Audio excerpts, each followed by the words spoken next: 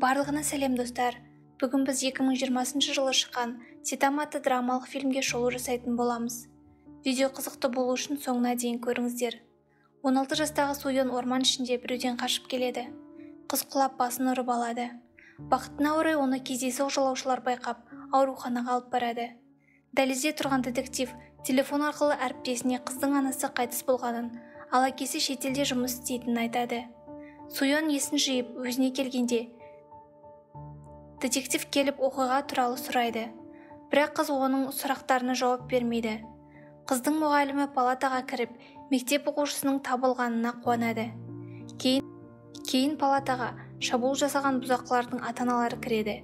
Әйелдер жанжал шығарып, балалары ештеңеге кінәлі емес деп шу шығарады. Қыз мүлдем жабылып, дәрігермен сөйлесуден бас тартады. Мұғалімі мектеп директорына қыздың 10 күн бойы ешкіммен сөйлеспейтінін және оған қандай бұзақылар шабуыл жасап жүргенін айтқысы келмейтінін айтты. Мектеп директоры бұл оқиға мектептің беделіне әсер етпес үшін көз жұмып қарады. Детективке әріптесі қыздың әкесі оған құнды ештеңе айтпағанын айтады. Меніңше ер адамға қызына бәрібір. Сонымен қатар полиция бастығы бұл істі басқа детективке тапсырды. Өкінішті, жігіт болса қызға көмектескісі келді. Суйон мектептегі қорлықтан шаршаған, ол өз өмірін қиюды шешеді. Осы кезде жұмбақ әйел палатаға кіріп, қызды тоқтатады. Бейтаныс адамның есімі Канлион. Ол өзінің мұғалім кеңесші ретінде таныстырады.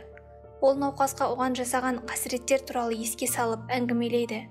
Суйон мұны тыңдағысы келмей, құлағын қолмен жауып, палатадан шық деп айқайлайды. Қыз кетер алдында мектеп оқушысына оралып, әлі көмектесетініне уәде береді. Түнде қыз тағы да орманда қуып келе жатқан жайында түс көреді. Суйон өзіне келіп жақсарғанда оны палатадан шығарады. Кенеттен мектепке оны қорлайтын бұзақы қыз пайда болады. Ол оны итеріп мазақ етеді. Қорқақ Суйонге қорлау туралы біреуге айтса, оның соңы жаман болатынын ескертеді. Бұзақы қыздың жақыны жоқ, болғандықтан оған дөрекілік танытады. Мұғалім кеңесшісі бүкіл әңгімені есік алдында тыңдайды. Науқас шығарылған кезде әйел оны үйіне апарады. Қыз бейтаныс адамға сене бастайды және олар қаланы бірге аралайды. Кенеттен олар Суйонның егіз сіңілісін Чаньонды байқайды. Қыз олармен сөйлесуден бас тартады. Суйон ата-анасы кішкене кезінде ажырасқанын айтады. Суйон әкесімен қалды, ал Чаньон қайтыс болған анасымен қалған. Чаньон әпкесімен әкесін табуға тырысқан болатын. Мұғалім кеңесшісі егізін бақылап жүріп, оның дүкеннен косметиканы ұрлап жатқанын көреді. Әйел Чаньонды қуып жетіп, әпкесін мектепте үнемі мазақ етіп жүргенін айтып, қыздан көмек сұрайды. Бірақ бұл қызға мүлдем қызық емес. Мұғалім кеңесшісі қызға ақша керек екенін түсініп, көмектессе ақша төлеуді ұсынады. Мұғалім кеңесшісі егіздерге бірін-бірі жақсы тану мақсатында біраз уақыт бірге тұруға кеңес береді. Өмірінің жартысын кедейлікте өткізген Чаньон әпкесінің жайлы пәтерін ұнатады. Ол мұнда қалуға қарсы емес. Мұғалім кеңесшісі қыздарға киім ауыстырып, рөлдерін алмастыруға кеңес береді. Алайда мектепке бару идеясы сіңілісін қызықтырмай, ол кетуді шешеді. Кейін мұғалім кеңесшісі Чаньонға әпкесінің қорлық көріп жатқан бейне жазбасын жібереді. Чаньон әпкесінің өзін қалай мұндай мазаққа рұқсат беретінін түсінбейді. Ашуланған қыз мектеп формасын киіп, Суйонның орнына мектепке баруды шешіп, пәтерге қайта оралады. Келесі күні өзіне сенімді қыз әпкесінің орнына сыныпқа келеді. Бірақ бұзақылар бірден келіп, олардың алдында қорғансыз Суйон екеніне сенімді болып, қызды мазақ ете бастайды. Чаньон қыздың күлкісі әпкесін қорлаған бұзақының күлкісі екенін тез анықтайды. Ол қызды қабырғаға оңай лақтырып, телефонның камерасына түсіріп ұрып соғады. Қалған бұзақылардың араласуға батылдары бармай шошынып тұр. Мұғалім пайда болып, өз кеңсесіне шақырады. Мұғалім бұзақы қызды жақтайды. Өйткені оның бай қуатты анасы бар. Ол Суйонның асын тасынан кешірім сұрауды талап етеді. Алайда Чаньон қарсыласын бұдан да қатты ұруға уәде береді. Таң қалған қыз сыныптан шығып кетеді. Чаньон мұғалімге араласпауды бұйырады, әйтпесе ол жаман аяқталатынын түсіндіріп кетеді. Үйде Чаньон әпкесімен мұғалім кеңесшісіне бұзақының таяқ жеген бейне жазбасын көрсетеді. Мұғалім сіңілісін қолдайды. Келесі күні мектеп бұзақылары тыныш жүрген қызға қарауға қорқады. Үйге барар жолда қыз детективті жолықтырады. Ол оның Суйон екеніне сенімді болып көмегін ұсынып, визит карточкасын ұсынады. Бірақ мектеп оқушысы қазір бәрі жақсы деп жауап қайтарады. Чаньон әпкесіне көмектескен үшін алған ақшасына көп киімдер сатып алады. Ол үйге тортпен оралады, себебі егіздердің туған күні болады.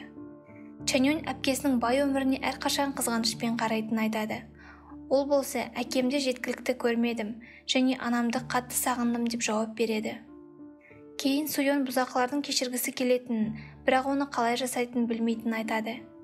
Келесі күні Суйонның өзі мектепке баруды шешеді.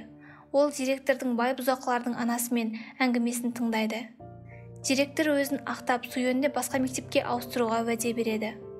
Ашуланған ол дәретханаға жүгіріп кетеді. Онда тағы бұзақы қыздың әлсіздігін сезініп кек алуды шешеді. Ұрып соғылған Суйон пәтеріне әрең жетіп, есігінің алдына құлайды. Оны көрген Чаньон қатты ашуланып, бұзақыларды бірден тоқтатуды шешеді. Чаньон бұзақы қызға қарындасын қорлау жайлы жазба жібереді. Ол оған қоңырау шалып, бейнежазбадағы орманға келуді бұйырып, келмесе детективке шындықты айтатынын жеткізеді. Бұзақы қыз оны жазалағысы келеді, бірақ оның орнына басынан соққы алды. Ол өз-өзіне келіп байланып жатқанын байқайды. Оның үстінде Чаньон жымиып қызға қарап тұр. Бейнедегі әпкесін мазақ еткен бұзақы осы екеніне 100% сенімді болды. Өйткені ол бейнеде жолда адаспай тез тауып келді. Чаньон сұйықтық алып бірнеше жұтым ішуге мәжбүр етеді. Бақытына орай ішінде құры су болды. Қыз екінші бөтелкедегі сұйықтықты алады. Қорқақ қыз босатуға өтінеді. Чаньон қызды босатып, қашып кетуге мүмкіндік береді. Бұзақы қыз қолы байланған күйде жан-жағына қарап қорқып қашып барады. Кейін ол фильмнің басындағы Суйон секілді шалынып құлайды. Егізі пайда болып сіңілісін тоқтатуын өтінеді. Ол тұтқындаушыны босатуға тырысады. Бірақ Чаньон оны итеріп жібереді. Мұғалім кеңесшісі келіп, жазаның тым алысқа кеткенін байқайды. Кейін әйел полицияны шақырады. Чаньонды учаскеге апарады. Полицейлер бұл Суйон деп ойлайды. Ес-түссіз жатқан бұзақыны ауруханаға апарады. Мұғалім кеңесшісі мәселені өзі шешетінін айтып, егіздерге үндемеуді бұйырады. Кеңесші полицейлердің дәлелдері жоқ екенін түсінеді. Сонымен қатар қыз кәмелет жасқа толмаған болатын, сондықтан оны босатуға мәжбүр болды. Детективке ауруханада әріптесі қоңырау шалып, қыздың бір сөзді қайталай беретінін айтады. Ол сөз мен жалғыз емеспін деген сөз. Детектив бірдеңе дұрыс емес екенін түсініп, Суйонның пәтеріне келеді. Ол жерде ол ешкімді таппайды. Шынына келетін болсақ, Суйонның егіз сіңілісі жоқ екені белгілі болды. Және кеңесші мұғалім де мүлдем болған емес. Қыз құлап көптеген қорлаудан кейін өзін қорғау мақсатында екі жаңа тылға ойлап тапқан болатын. Суйонның санасы үнемі осы 3 адамның арасында ауысып отырды. Сондықтан бұзақы қыз ол жалғыз емес деп бір сөзді қайталай берген.